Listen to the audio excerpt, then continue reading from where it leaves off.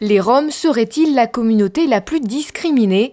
Population nomade vivant souvent dans la pauvreté et dans l'illégalité dans des camps de fortune, les Roms seraient trop peu nombreux à être intégrés à la société. C'est en tout cas ce que dénonce la Ligue des droits de l'homme du 95. La France serait toujours réticente dans l'accueil de cette population devenue européenne en 2007. Le mode de vie des Roms trouble. Et lorsque on vit ainsi dans des conditions de cette grande précarité, il y a une dégradation du milieu où on est installé qui choque les riverains, qui choque n'importe quelle personne qui ne comprend pas comment on peut vivre comme ça. Et si on n'a pas des explications suffisantes pour comprendre pourquoi on est astreint à vivre dans ces conditions ultra précaires, à ce moment-là, on se braque. L'intégration passe par la scolarisation des enfants roms.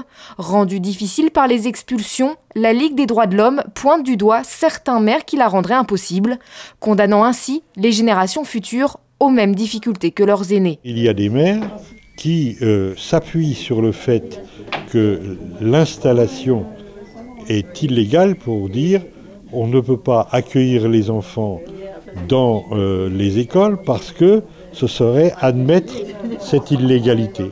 C'est un raisonnement spécieux parce que la loi répond déjà à cette objection. Tout enfant doit être éduqué, scolarisé de préférence, quelle que soit la situation de sa famille. C'est à cette difficulté que fait face Dorine. Quand je suis arrivé ici en France, j'avais l'âge de 5 ans. Ah oui, ok. J'étais tout petit, quoi.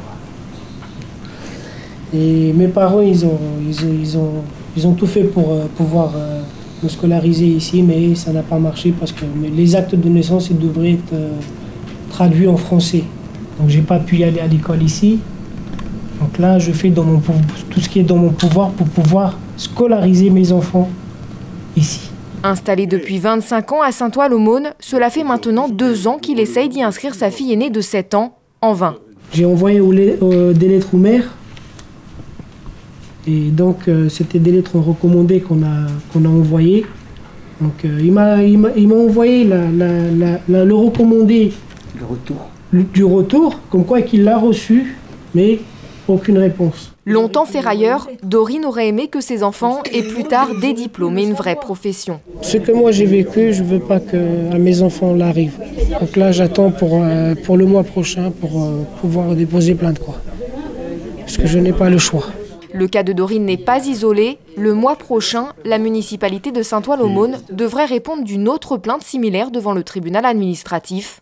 2 à 3 000 Roms seraient installés dans le Val d'Oise, non éduqués pour la plupart.